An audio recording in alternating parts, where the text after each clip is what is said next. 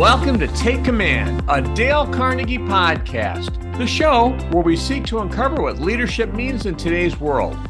I'm Joe Hart, CEO of Dale Carnegie, and we will be talking to diverse leaders with stories to tell across various industries to help unlock your potential for success.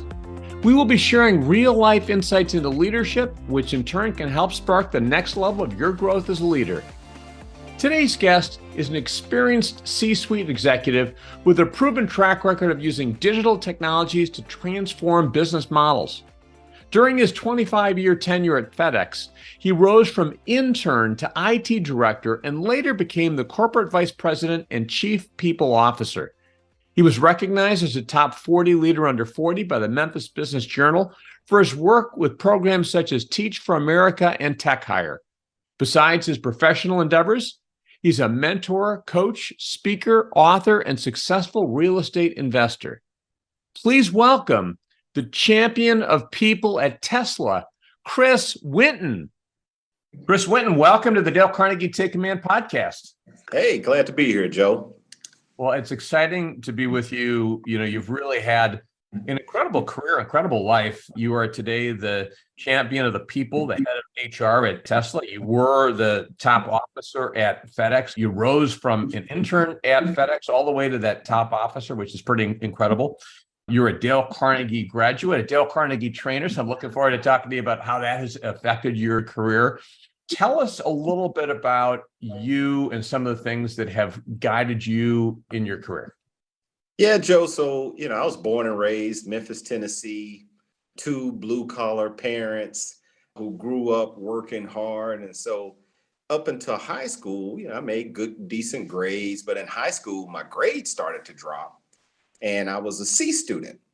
And so I'm like, well, I might just have to work hard, blue collar career. And so I was working at the local grocery store and had a work permit my senior year. And so the guidance counselor stopped me one day in the hallway as I was leaving to go to work and said, I want you to sit in on this presentation. And the presentation was by an organization called En-ROADS, whose mission was to identify young, talented minorities and train them to one day be corporate and community leaders. On the screen, they put up, you had to have a minimum 3.0 GPA. So Joe, I got up and walked out of the room because I didn't have a 3.0 GPA and I was fine with it. I tell people being a C student in school was like being a middle child. As the middle kid, my mom would always introduce my brother first. This is Rodney, he's the oldest. This is Brandy, she's the youngest. And then there's Chris. So I was like, that's how it was being a C student in school. A's got all of the appreciation and the F's was like, you need to do better. And the C was like, you did your best. Good luck. But on that day, the individual from En-ROADS walked out and said, hey, I want to talk to you. Why are you leaving? And they asked me for the first time, well, why are you a C student? And that was the first person that ever asked my story. And I shared with them that I was working two jobs because I was tired of saying my mom worked two jobs. And so he created an exception. And I'm like, well, who's going to pay for this for me to go through this program? He said, well, we have companies that'll sponsor you. And FedEx was my sponsoring company. And through the sponsorship, I was granted an internship. So that's how I started my career at FedEx as an intern. Well, yeah, it's interesting too. You think about just, how your life turns on a dime. I just think about that person kind of coming out the hallway and grabbing you and actually taking the time and the interest in you to ask those questions. By the way, I should have mentioned, you've written a great book, C4 Leadership, which I'm sure we'll talk about a little bit. And in that book, you talk about you were an A student. You made a decision really to start to contribute to your family, to help your mom and your dad. And so that impacted your grades. But boy, that must have been a kind of a life-turning moment when that person came out and brought you back and you said, sure, I'll do this. I always start by just sharing that story, because it anchors everything about my leadership style and why I switched from IT to HR and actually how I lead as, the head of HR in a Fortune 100 is anchored back to someone taking the time to hear my story and then showing a genuine interest in helping me get there. And so when you think about leading in this day and age, when the labor market is tough and every company's going after the best talent And how do you retain the top talent? Well, it's back to the basics. Getting to know the person, taking a genuine interest, and helping them fulfill their mission. So my whole purpose after that inroads interaction became to help people reach their full potential. I'm living every day in that purpose. And it's true. You had the same potential in that moment. If that person hadn't believed in you, given you a shot, and really it's an opportunity for all of us to develop other people, right? Great leaders are developing new leaders, bringing out the best in other people. You ultimately went into FedEx. You started as an intern. Mm-hmm. Your mindset was around IT, right? I mean, this love of IT, and you started to advance in that, but then you had this kind of critical switch. When I was 18, my first mentor asked me, well, what job do you want? Where do you want to be 10 years from now? And I'm like, well, I want to be the CEO. And Joe, I didn't even know what a CEO was. I had heard it on TV and it sounded important. But once I started and got the internship and was working in IT, I said, well, I want to be the chief information officer. And the funny part is at the time, I'm 24, 25 years old, and this guy named Rob Carter becomes chief information officer of FedEx. And I'm like, well, how long is he going to be in the job? Now, the funny part is Rob becomes my mentor, and we're still close friends today. And you made some comments in the book. But I'm moving up my career, manager in IT, director over our enterprise data centers. And then I have another one of those defining moments in life where you start saying, well, wait a minute, I'm more interested in the work with helping people reach their full potential instead of the IT systems. And so, face that fork in the road and decide to make a switch over to HR doing workforce strategy, because I was actually working in the community on the workforce board and volunteering a lot with employment pathways. And so was creating jobs from inner city and trying to fill that STEM shortage, years ago when everyone was talking about there was a STEM talent shortage. I'm like, well, we can go into underserved communities because every kid now, is almost born playing with phones and learning how to code to play games. Well, we could take those and transfer those skills into entry-level developer jobs coming right out of high school, help them reach their full potential. So it became a passion, and somebody was like, well, why don't you just move over to HR? So that's what I did. I want to ask you about that switch, because I think a lot of times in life we get to these points and we've got a certain vision for ourselves, and then all of a sudden, you get this fork in the road and you could have gone in a different direction. But one of the things, particularly a lot of people listen to the podcast are at different stages of their career. And the question is, hey, people want to continue to advance. They want to grow in their career. What were some of the qualities that you think made you so successful? Because you did advance pretty quickly, through different levels at FedEx. What are some of the qualities that you had, and what's some of the advice you'd give to people who, like you, have ambition and want to grow and get to the next level? It really became about, one, taking a step back and giving yourself permission to change.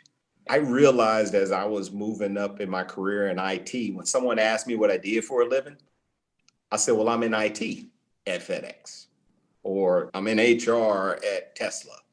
It's like people define themselves by the role. And that was one of the mental shifts I had to make was, wait a minute. Well, how does the owner of the company define himself? And if you ask a Fred Smith what he does for a living, he says he ships packages. If you ask an Elon what he does for a living, he's going to tell you he's accelerating the world towards more sustainable energy. So it's about this mental shift, not labeling yourself or boxing yourself into just one role, which other people will love to label you that, but really starting to figure out where purpose, passion, and profession come together, almost like a Venn diagram. Those are the three circles. Well, when they meet, that center point is the sweet spot. And when you can find your sweet spot, I tell everybody, run to your sweet spot and be willing to change. Because what I found for me is as I've gotten older and, you get married and you start having kids, well, passions change. Purpose becomes more in focus. And so sometimes you got to shift the profession to line up so that you be in your sweet spot.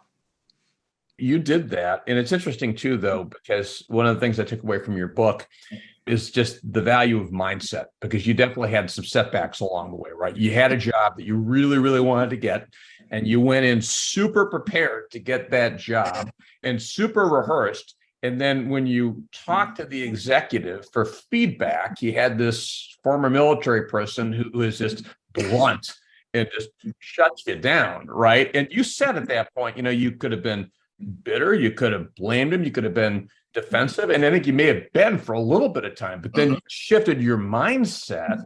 Talk about how that has played a role in your career, and kind of what advice you have for people about just the importance of mindset and shifting mindset. Yeah, well, it is about taking that look in the mirror and then understanding how much of my mindset is creating this glass ceiling. Because I thought that a leader or an executive was supposed to look and sound a certain way. So when I got my first shot at that interview, and I put on my navy blue suit, white shirt, red tie, I checked all the boxes, practiced in the mirror. I articulated all of my words and made sure my subject and verbs agreed. I forgot all that stuff I learned in Dale Carnegie about being authentic and telling the story. No, I was trying to do the scripted stuff, and he spotted it. The best feedback I got in that moment, when he basically said, "What the hell was that?" was, if I'm sitting at a bar and I'm having this same conversation, I'm asking these same questions that I asked in their interview, I wonder if I get the same answers from that person. If I question whether I'm meeting someone different, I never put them in leadership. He said, because in the trenches, I must know who you are. And the people you're leading must know who you are. And so that's when I started to appreciate just being authentically me. And like we would always say in Dale Carnegie, if you mess up in front of an audience and lay an egg, just step back and admire it, because it's all yours. That's right. That's right. Yeah, that's made me feel really a lot better when I've done that. You have those problems. But I mean, we teach that in Dale Carnegie too. It's the authentic person. If we're going to give a talk, don't just get up and give a talk about something that you're really not connected to. Let's focus on something that we've earned the right to talk about. We're excited, we're eager to share, and so forth. It's like when we have a crisis in leadership today, so much of that crisis has to do with inauthenticity, people who are fake. And I think the world is just craving for high integrity, inspirational. They are who they are, and they stand behind that. One of the things is, I was preparing for this conversation and just thinking about leading this day and age.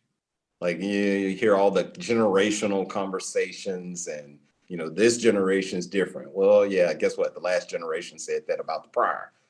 But there are a few things that are different and that we should adapt. But the first anchor is just being authentic. How much do I care about you? And then do I take the time to consume all of the information that you're giving me about you? As an HR leader in today's world and leading people in now large organizations today, you have to be very intentional now about employees giving you their information. They actually expect you to do something with it now. I had a situation, I had went undercover back in my role at FedEx as a package handler unloading trucks. I wanted to figure out, like, all right, how can we improve retention and create career paths? And how can I help all of them reach their full potential? So I was like, I'm gonna go do the job. And Joe, I'm in the truck, I'm sweating. I was like, I can do this. And after a while, I'm tired. I was like, man, it's got to be operations almost over. I looked at my watch, it had only been 23 minutes. Wow. Oh my gosh. So I go, this job's hard. Well, I overhear a conversation of another package handler walking up to a manager saying, hey, when is someone going to reach out to me about marketing jobs? My ear peak up and I go, why is he asking about marketing jobs? And the manager goes, why would someone call you about marketing jobs? He said, because I'm finishing my degree in May in marketing. And so the manager goes, well, congratulations, happy for you. Have you went out to the career site? Have you networked with anyone? All the things we have talked about doing over the years. This young man that had to be no more than 23 looks at him with this confused look on his face. He goes, "What do you mean you didn't know? I've been filling out this tuition assistance form for 3.5 years." And it said on it when I was graduating and my marketing degree. Why would I have to go to a career site and network? There's an expectation now, and this is the shift in a digital age with the workforce that companies are hiring today. I call it the Netflix generation. You watch a show on Netflix, you don't have to decide what you're going to watch next. It's suggested to you. If you order a pair of pants, you don't have to decide what shirt goes with it. It's suggested to you. So now when this employee base is giving information, there's an expectation that companies are going to use that to help them get to where they want to be in their career. And so that's the part I think in leadership now. It's still about being authentic, but that authenticity of caring about you, man, I'm taking all the information you give me and I'm using it to help you. That's a really deep insight about what you're seeing and maybe even just generational differences and expectations. And yet, there's still, as leaders, right, we've got to shape mindset, so to speak. We've got to influence people, because what I've heard you say is that the expectation is that we're going to do something for them. How do you also influence other people to see their responsibility? So in that case of the young person, how might you have encouraged that person to say, hey, because your book, this is a Take Command show. This is about take command. You talk about taking control of your leadership. So what are some suggestions you have to encourage people to do that? Well, I always encourage people to understand first, what are your personal goals? And what I found is majority of the people I talk to struggle to decide where they want to be. And I tell them, stop right there. First, you got to take command. A career is like a GPS. The journey starts when you set the destination. I talked about it in the book, C4 Leadership. And, I tell the story. I've been married for 22 years. My wife and I have had the same conversation every day for 22 years. Most people don't think it's true. It is true. We will have it today at 5 p.m. and it will start like this. So what do you want to eat? And I go, no, what would you like to eat? Well, it doesn't matter. What would you like? No, you decide. Then I go, well, how about Mexican? And she goes, I don't want Mexican. Then tell me, what would you like? No, you tell me what you like. I talk about it in the book. One day we're driving around and we're literally having this debate, passing restaurant after restaurant after restaurant, until I finally just pulled the car over because it was frustrating to drive, not knowing where we were going. Most people are driving in their careers right now, frustrated about the manager you work for, the company you work for, the department, or the work you're doing. Actually, you're frustrated because you haven't decided where you're going. Because the journey takes shape when you know where you're going to. I tell individuals, take command first, decide the destination, and then now, from wherever you are, like a GPS, your career will plot a path to get there. Yeah, it's a great analogy. It's interesting too, because sometimes it's easy for us to point the finger or to look at some other reason why we're not advancing or why the opportunities aren't there. And ultimately, so much of it does come down to us and the decisions that we make. I mean, in your case, you made a decision. You were advancing through the IT organization. You made a pivot to HR, and then you started to advance. But all along the way, you were thinking about to yourself about, how do I do this? What is my responsibility? And certainly that's been an important part of my career too. And it's also about contribution. Well, how do I contribute? How do I stand out? How do I make a difference for the people who I'm working with and for? Exactly. And that has to be a component at every level going up in the organization. There's this image I keep on my wall. It's a painting titled "He Ain't Heavy" by Gilbert Young. And it's a hand reaching down from a cliff and a hand reaching up. And so my first mentor challenged me to look at that photo and asked me, what do you see? And I go, okay, this photo's titled "He Ain't Heavy," hand reaching down, hand reaching up. So every level I move up, I'm supposed to reach down and pull somebody up. He says, no, you missed it. And I'm thinking to myself, well, I know I was a C student in school, but hand reaching down, hand reaching up. he said, you should always be both hands. And so, and the visual for me then became, if I got one hand reaching up, always seeking new knowledge, always reaching for additional insight, it keeps me humble. And if I got one hand reaching down, now I'm always focused on helping pull someone else up. But as a leader, if you think of one hand reaching up, one hand reaching down, your core is exposed. And that's when the vulnerability of a leader comes out. That's when you're truly authentic and you can stand up and tell the story of that interview that you went in and you really botched it. And you had to take that hard feedback and pick yourself back up, or that project or initiative that you really screwed up, the job you didn't get. Those are the stories that really resonate. And what I always tell people, the difference between leading and managing. Well, leadership is when you look over your shoulder and you see people are following you, even if you don't know where you're going. Well, that comes from the vulnerability, from the expressing yourself and them being able to relate to you and go, you know what? You might not know where you're going, but I believe in you. That's leadership.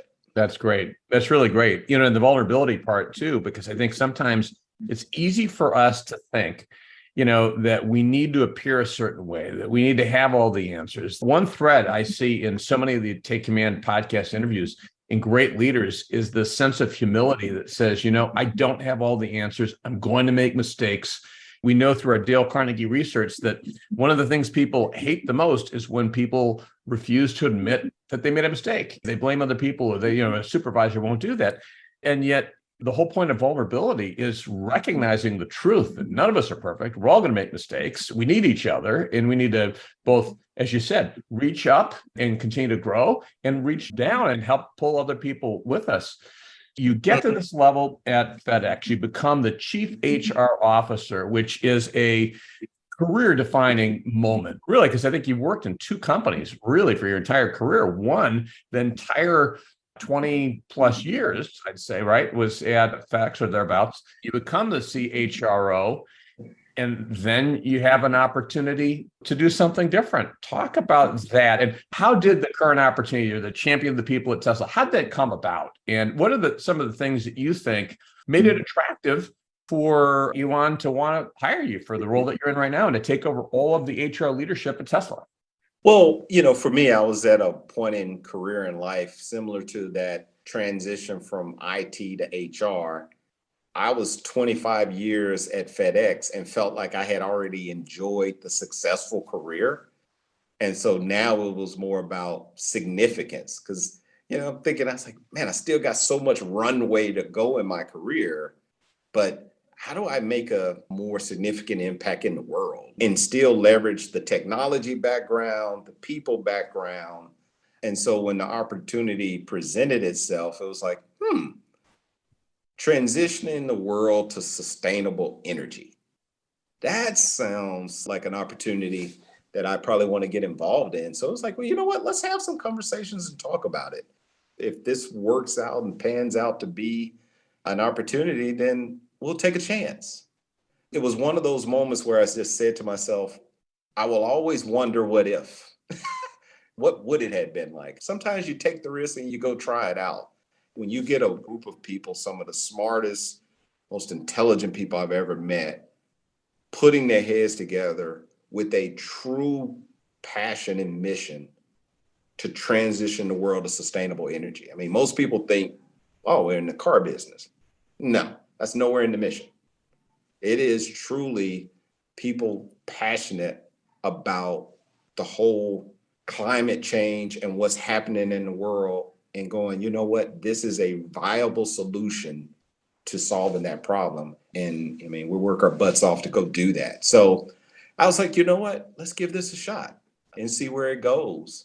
And I mean, it's been pretty thrilling, I will say that. I mean, it's also a great attribute of leadership, I think, certainly on your part and also on Elon's part, to be able to cast a vision, that really gets people excited and behind it. It reminds me of that story about people building a cathedral. Someone's laying bricks and say, what are you doing? It's like, I'm putting a brick here. What are you doing? It's, I'm putting a brick here. What are you doing? I'm building a cathedral, and it's just like, so we all, I think, aspire to a higher mission or value in what we're doing. So it's great that that was a motivator for you in wanting to do that.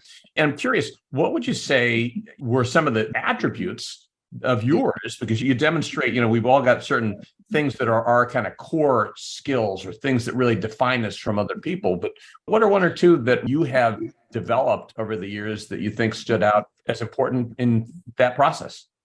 Yeah, well, for me, I think like that whole C4 framework of the book, that first C being consuming information.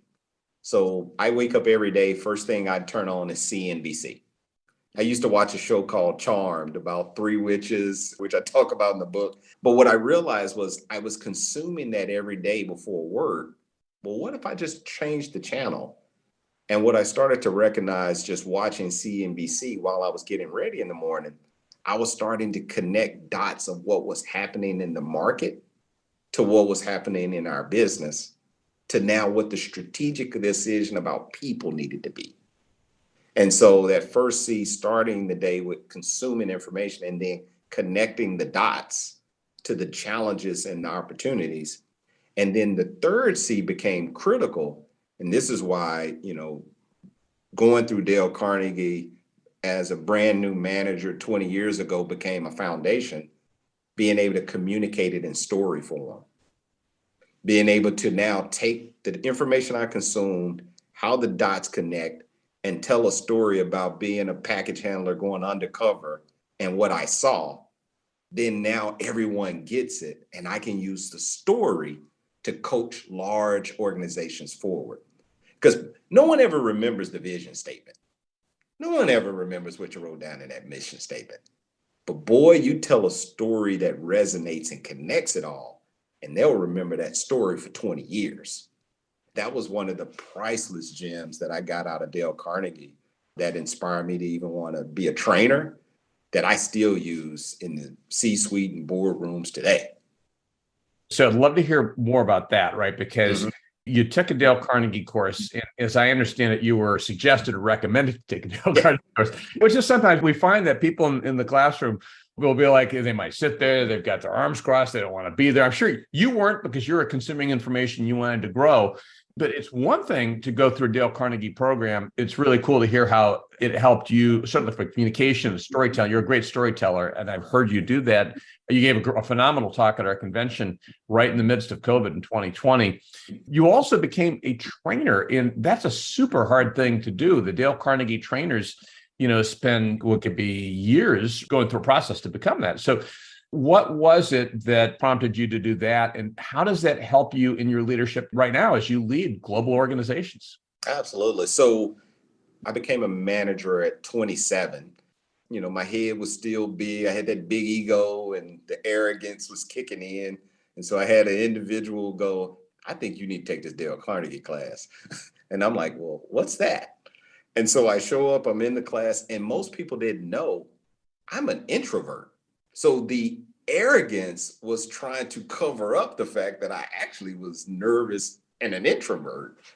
And so going through the course and really starting to open up and recognize how to build authentic relationships and conversation starters, and even telling my story in front of a room became eye-opening. But there was a moment when the trainer came up to me and said, have you ever thought about being a trainer? And I'm like, me? I was like, I'm an introvert, dude. That's not it. And he was like, I see something in you. Kind of back to that inroad story, the individual that saw something in me there. I had heard this quote, I forgot who said it, but if you want to master a skill, teach it.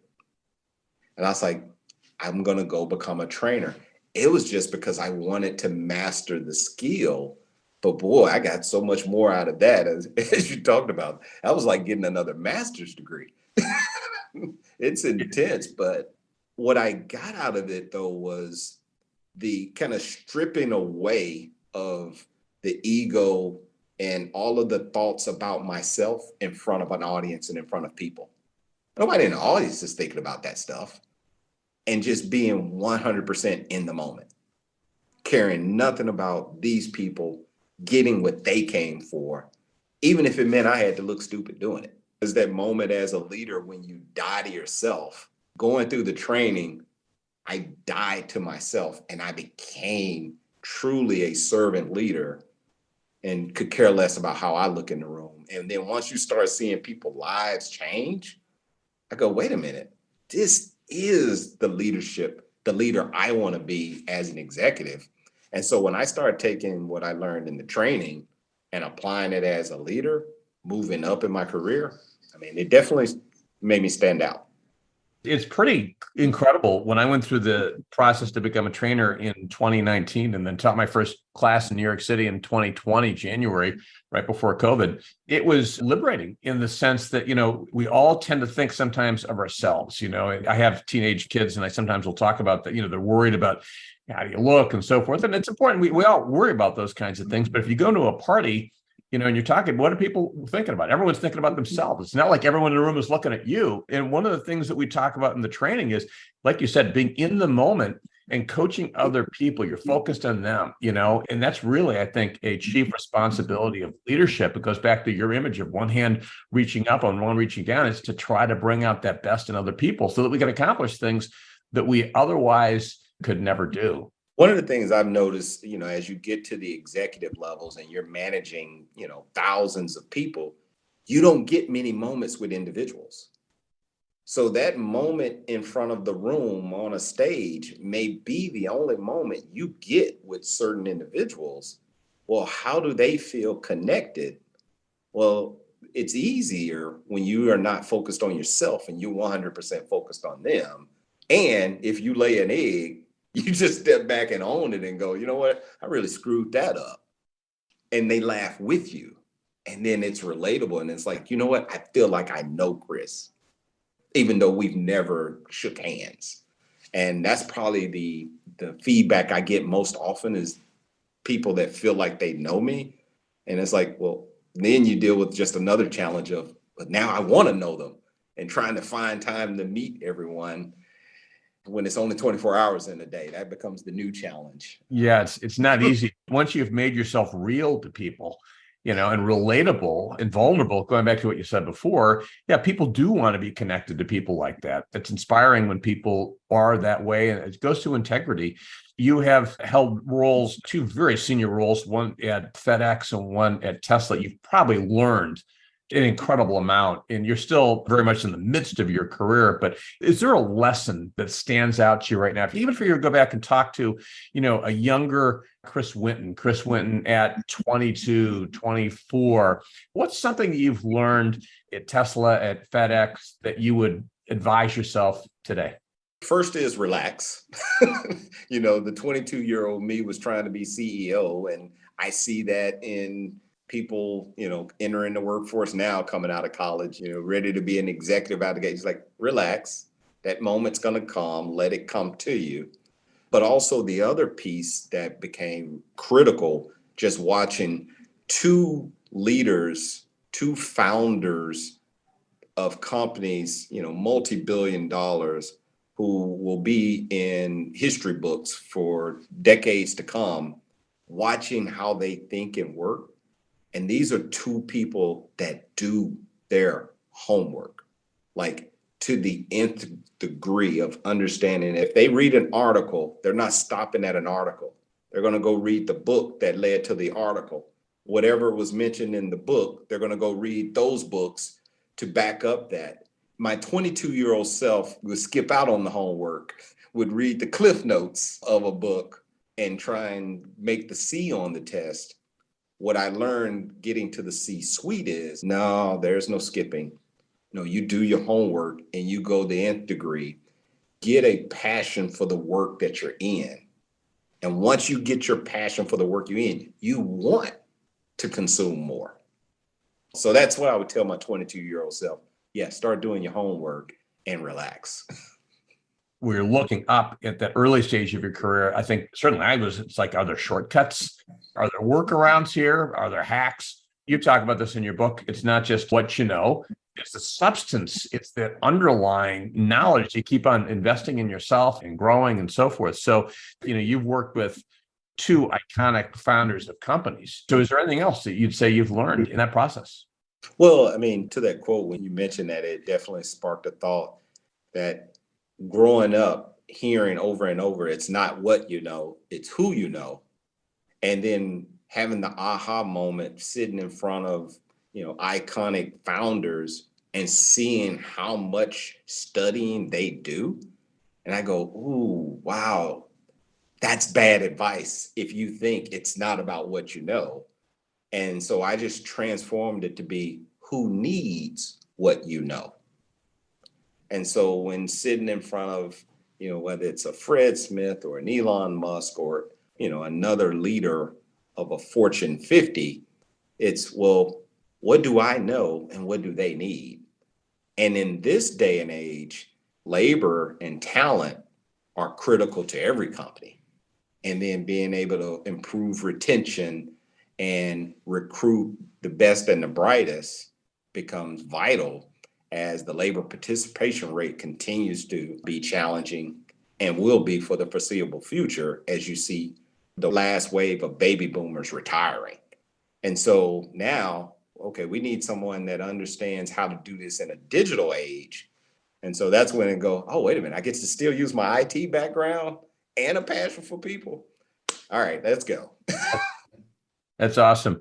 It's funny. The last couple of podcasts I've done, I'm going to kind of end this podcast the same way. One of the things I've been doing, I'll develop a list of questions and things I want to talk to you about. This is more of a conversation where it's going back and forth. But, I went to ChatGPT this morning and I said, I'm interviewing Chris Winton, champion of the people from Tesla. And, I put some other information in there too. And I asked ChatGPT about what kinds of questions that it would ask you. Some phenomenal questions. You've already kind of covered a lot of them. And again, I'm trying to walk the line and respect what you've said, which is there's certain questions I can ask and certain questions I can't, and certain things you can talk about and certain things you can't. So to anyone who's listening, who's mad at me for not asking more about Tesla or Elon Musk, I'm sorry. I'm going to respect Chris here. But one of the questions that ChatGPT had wanted to know was, what are some of the key trends and challenges you see facing HR industry in the next 5 to 10 years? And, how do you recommend preparing for some of those changes? Yeah, well, it is definitely the investment in the digital and technology and software in the HR and people space. Fred Smith at FedEx always said the information about the package is just as important as the package himself. And he said that 50 years ago, before you had, the evolution of technology we experience today. Well, I say that now the information about people is just as important as the people themselves. Back to the individual who's giving me information, filling out the tuition assistance form, telling a company where they want to be 3 years from now. Like, he's told us the GPS destination. Now building the systems, because you don't even have to add more HR professionals to do it. It's just building the same systems that companies are using to market to you and I.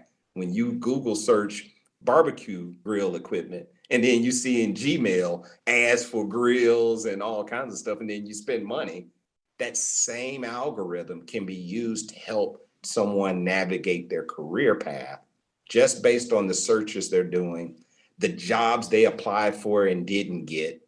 So if the person applied for the job 3 times, didn't get it, they're likely frustrated. So now giving them information automatically and reaching out to them saying, hey, I see you 3rd time. Let's talk about some training and development. Have you taken the Dale Carnegie course? And let me help you take command of your career because I know you're frustrated. Whereas much of the turnover and retention is because no one ever reaches out and the data is all there. But in the HR space, data is like in the background. It's transactional versus being used to really move the needle. And I think that now, when I look at the trend of HR in the future, it is using that data real time and now letting it help move people in their careers. Yeah, which is pretty incredible when you think about just the evolution over time of even just the respective roles between an employer and an employee and so forth. And I mean, what I hear you talking about is, first of all, the employee has to take command. It's the GPS, right? You got to plug in your destination. And the leader, the manager, the supervisor also has to take command relative to that person and say, how am I investing in this person? How am I helping this person along the way? goes back to the hand up and the hand down. If I'm not doing that, this person may get frustrated and leave. And even with layoffs in the world, it's going to continue, I think, to be a tight labor market, right? The whole labor market has changed so significantly over the last 3 years. I was just going to add one other piece. The golden opportunity is benefits. That most benefits at any company, I would say 70 to 80% of the benefits go unused. Like most employees don't even understand all of their benefits. And so you get this array of benefits to recruit people with that don't get used. It's simple algorithms can go, oh, I know exactly, Joe, where you are in your life right now based on your age, gender, the fact you've applied for these jobs. And by this point, I can start suggesting certain benefits, maybe because you just had a child. So this benefit now becomes applicable to you. And this is all being automatically sent to you in the moment when you need it, that's guiding you along. I mean, it's just so much opportunity there. Yeah, I mean, we could keep on going. And the role of AI and just incredible. So maybe we'll do that as a part 2. But Chris, I want to thank you for being here and thank you for being you and being a Dale Carnegie trainer, Dale Carnegie champion. And it's humbling to know the role that Dale Carnegie principles have played in your career and how you lead. You lead from the heart, you lead with caring, you lead about bringing out the best in people. So thank you for being on the show today and being so authentic. Yeah, thank you for having me, Joe. Excited about it. In today's Thought Leadership Spotlight segment, our guest emphasizes the importance of aligning your leader's direction and recognizing the significance of servant leadership within your organization. Much like Chris Winton, our guest underscores that forging personal connections is the key to rallying people to your cause with no limits to where they will follow. Please welcome Managing Partner for Dale Carnegie Training Mid-South, Darren Howard. Thanks, Joe. A few years ago, I was doing some work with an orthopedics manufacturer, and one of their operators had a heart attack at work. The vice president over that org got word of it, and so he went to visit this guy in the hospital. As he was leaving after they visited, he said, "Is there anything I can do for you?" And apparently this guy was a little bit of a character, and he said, "Looks like I'm going to need somebody to cut my grass the next few weeks." So they both laughed, and the vice president left. A couple days later, the guy was released to go home. And that Saturday morning, he heard something outside his front window, and he looked out, and he saw that 60-something-year-old vice president out starting his own lawnmower, getting ready to cut his grass. And so the VP cut his grass, weeded it, edged, cleaned up, left. Next week, same thing. Next week, same thing. 4 weeks, that vice president went and push mowed this guy's yard. And I imagine it didn't take long for that story to get out inside of that organization. But I believe what that vice president did was absolutely genius. And here's why. I found out he had been preaching servant leadership with his folks. And it would have been nice if he'd had a lawn service go cut the guy's grass, but instead he saw an opportunity to model what it was he'd been asking the leaders in his organization to do. And let's say it took him 10 hours of work total to cut that guy's lawn. For 10 hours work behind a lawnmower, he got thousands of other executives have spent millions and millions of dollars all over this world trying to do. And that's to get a group of people to run behind them in the same direction. And so for you and me, if we can go back to what Chris said, and if you and I can connect with people on a personal level, then my strong belief is there's absolutely nowhere they won't run with us. Join us and order a copy of Take Command in hardcover, ebook, or audiobook format at your favorite bookseller or at takecommandbook.io. Also, you can visit takecommand.com for more information about the book and additional resources.